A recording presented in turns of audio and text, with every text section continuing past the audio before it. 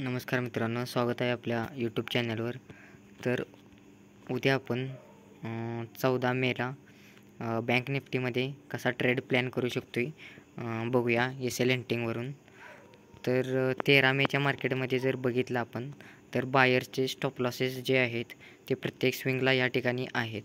आणि ही जी रॅली बाईंगची दिलेली आहे, ही जी रिट्रेसमेंट दिलेली आहे मार्केटने आज बाईंगची, त्यामुळे बरेच सेलर असणार आहेत ते प्रॉफिट बुकिंग करून, किंवा बरेच सेलर असणार आहेत त्यांचं स्टॉप लॉस हंटिंग या ठिकाणी झालेले असणार आहे. आता या ठिकाणी ज्यांनी सेलिंग मारलेलं आहे ते बऱ्यापैकी त्यांनी प्रॉफिट बुकिंग केलेलं असणार आहे या रॅलीमध्ये.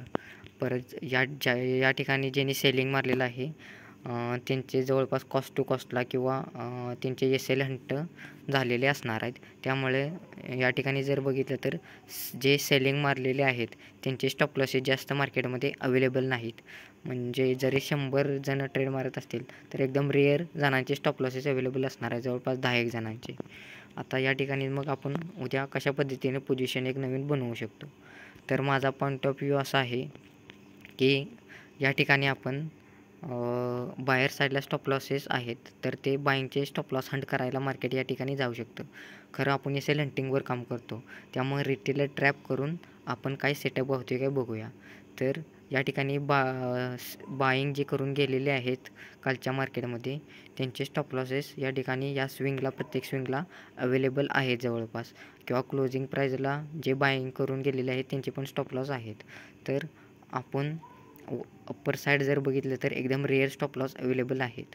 ते खाऊन मार्केट बाईंगला 48,000च्या सायकोलॉजिकल लेवलला बायर्सना ट्रॅप करू शकते आणि एक डाऊनसाईडची मूव आपल्याला मार्केटमध्ये मिळू शकते. तसंच निफ्टीमध्ये जर बघितलं तर निफ्टीमध्ये पण सिमिलरच लॉजिक आहेत. अप्पर साईड जास्त स्टॉप लॉसेस नाहीत.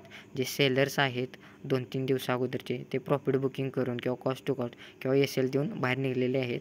आणि या ठिकाणी आपण रिटेलरला बाईंगला ट्रॅप करून एक सेलिंगचा सेटअप या ठिकाणी प्लॅन करू शकतो.